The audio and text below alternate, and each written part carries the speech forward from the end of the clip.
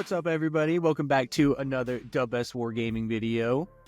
My name is Colton, here with my co-host Taylor. Today we're going to be going over some of our 5 favorite miniatures from the game. Not including Sigmar, because Sigmar would win. The best models. They do have the best. Everyone is in the best. Incredible. Yeah. Well, I believe we have Taylor up first. So, Taylor, let's go ahead and go over one of your first ones. These are in no particular order, but Ghazghkull Thraka, the Prophet of the WAAAAAGH, is my favorite model, probably of all time. And there's a couple of reasons.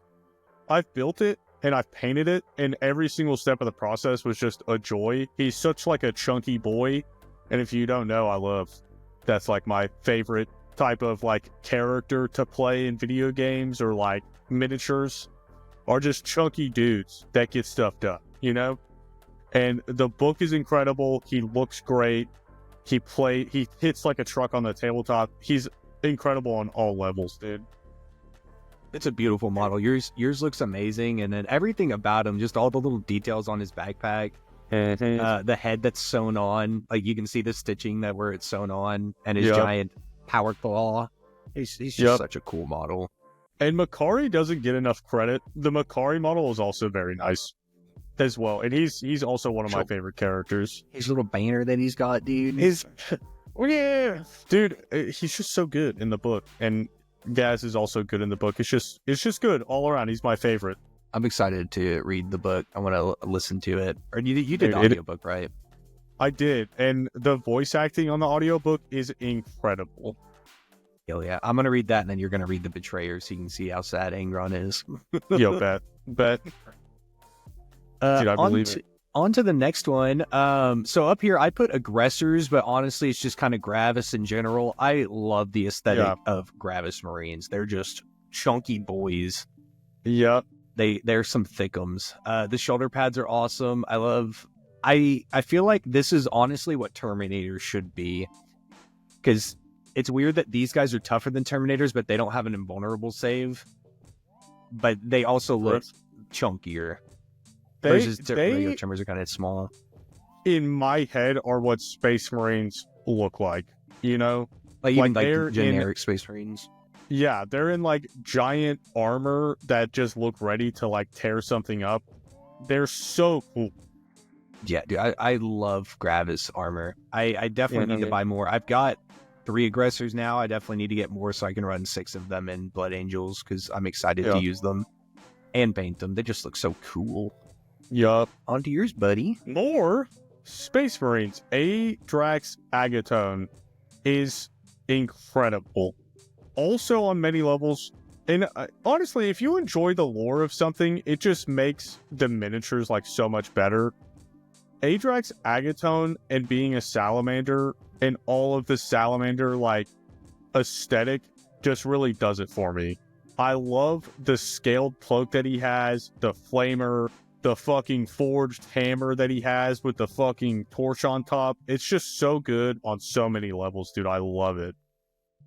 I really like that a lot of Salamander's characters have that kind of dragon skin looking cape, and then that with the dry brush just, chef's kiss. It makes me upset that Salamanders don't have like more of that, and they only have the 2 characters. Even if it was like an upgrade pack that you could add like scaled cloaks and like more scaled like shoulders to them, that would be incredible. Like there's so much lost potential there, but this guy is so fucking cool. He is sick, dude. You know, never know here in a couple months, dude. Maybe we're in the Codex with some more character or more units. You know, that would be sick. That would be awesome. Over to the Einhyr champion. More specifically, I couldn't find a good picture of it other than mine that's here, but the picture of the Ancestor's Wrath, the custom Einhyr champion. I just love this model. I love the shield. I love the mass hammer. I love that the shield has guns built into the shield. It's got bolters built into it. I think this one more than the aesthetic has more of a personal bias that I like it more, just because this dude just makes 4-ups. I mean, we already talked about it. He makes 4-ups when I need him to. This dude survived Magnus. punching him in the face just with the spear. I love the fucking, what is this? The horn or whatever? I think that's the crest. Yeah. I love the crest and all of the like bronze engraving in it. Really makes him seem like the dwarf, you know? Yeah. Yeah. And he's I love the Terminator models for like the Hearthguard models. They're just chunky. He's got the boosters on his back to let him go fast, even though he only moves 5 inches. By 9th edition, he moved like he could 17. But I love the E-Champ. He's a little cool model. Yeah, he's amazing. The Shard of the Void Dragon. In my head, frapping like a fucking celestial godlike being and like controlling it, this is like what I imagine it to look like. Like he's got the lightning and shit like radiating from his body, and there's so much potential like you see here on the left where painters can really just elevate it to a whole nother level and make it look epic. It's amazing. This model's sick. I just now realized that in he's got he changed like the top piece and he made it something different. Yep. That might be cool. I think that's a choice that you can take because you can see it up there. And yeah, it looks like it is. Yeah, I only saw the big one right there. Options. And that's what Catan are, right? Like they're fucking celestial beings that are being controlled by the Necrons. Yep. Yeah, it's crazy. It's just a shard of one. That's insane. A little piece of it. Yeah, because the Catan were what originally deceived the Necrons in the beginning, right? Made them turn to metal. They needed them for the war in heaven, I believe. I might be coming across like an ignorant asshole right now. Got it. Yeah. Yeah, badass. The model's so cool. This is like a painter's dream model, that one right there. You just go crazy with it. Yeah, it looks insane. It's also I feel like it's the best of all the Catan, because the other two are kind of small, and this dude's like IP now. Yeah, it definitely has board presence. Even like I never noticed, but it's got little scarabs crawling on the rocks. I've never noticed that before. Yep. The next one, I don't play Sisters, but if I did, this would be the first model I buy, and I wouldn't paint it nearly as good. I already know that, but this is such a cool model. Yeah, the Celestine Sacrosanct Aveline. I hope I pronounced that right. Sure, but, dude. The sword just kind of blowing up into the Sisters icon with the flame. Yep. It's such a cool model. I don't even know. Chef's kiss, dude. I don't even know what kind of rules it has in game, but the model is just beautiful. Does this have a rule? Oh, it might be. I have no idea, to be honest. I wonder if we got the same treatment as like Uthak Blackhawk, where it just went straight to Legends, but like you could use it as a war boss, you know? That's true, yeah. Well, I don't even know what this model's supposed to be like representing, because it's on a big base. I don't know a lot of Sisters models that are on that big of a base. Yeah, Sisters players, let us know what's up with this model, but it fucking looks epic. It looks so cool. That or I almost put the funeral procession. I can't think of it. Triumph of St. Celestine. That's a sick model. Dude, for the longest time, I thought that was a vehicle unit. Yeah, because the base is so big. And then I played a Sisters player at a tournament, and I was like, all right, well, this has like anti-vehicle or anti-monster. They're like, well, that's an infantry unit. I was like, it's on a fucking giant base. What are you talking about? That thing but then I looked at the model, and it's like, yeah, they're just fucking carrying a casket. Yeah, I could never use that model because those cherubs would break. There's no universe. Dude, while I was playing against that person, his triumvirate broke. Like while we were... Yeah. Oh, that such a feels bad. Yeah. Do you see the Vertus Praetors? There goes. Vertus Praetors, baby. I love them. Also, they're some of my first models that I started collecting, and they were very good at the time, so I may have... All of this list is biased. What am I even saying? They're fucking awesome. The wings on the Donegal jet bike and the eagle on the front of it is fucking sick. And then it's got like the giant jet in the back, and they're just fucking go with their lance and spear people. It's fucking amazing. I love it. Cool. I'm glad that they're better now, so where you can actually run them and not feel bad about it. I kind of wish all of 10th edition was like this, where you had it. I mean, it's a tough ask, but you have a detachment that you could run the models that you like in it. It may not be the optimal choice, but at least it has support where it like makes that model work. But these guys are just chef's kiss. I love Chef's them. kiss. I love your captain on jet bike. I love that he's more of a. I was gonna say it's not matte, but he looks more realistic than the other bikes, like just with the shading that you did. And he looks... It was unintentional. So I used the matte varnish, and I guess I didn't shake it enough, so it gave it a more dirty look to it. But it worked out because he looks more dirty and like experienced than the other Vertus Praetors that are like nice and shiny, and then the captain looks like a seasoned veteran dude. Yeah, it turned out good. Yeah, I love your captain. Lemonade from lemons. I love it even more whenever he dies to a Sagittar exploding. I'll never slow up, no I don't take shit. I got no love for the fakeness. If you wanna play tough and wanna hate this, I'll always show up. I don't ever slow up, no I don't take shit. I got no love for the fakeness. If you wanna play tough and wanna hate this, I'll always show up and make a statement. I don't Angron, the angry lord. He's still angry. Dude, I love this model. Everything about it. How many skulls it's got on it. It's probably got 100 skulls on the base. All of the cords that are going from his head for the butcher's nails.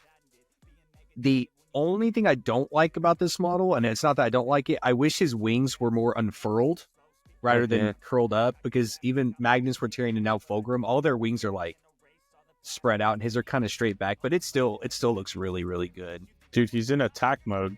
He is in attack mode. I love that the skulls, he has the skulls on his belt from, I could be wrong on this, but I'm pretty sure they're the skulls from the people that he was trying to fight with, and his dad said, no, you're not helping them. Whenever they went back to New Syria, I think he grabbed some of the skulls and wears them on his belt of his fallen comrades.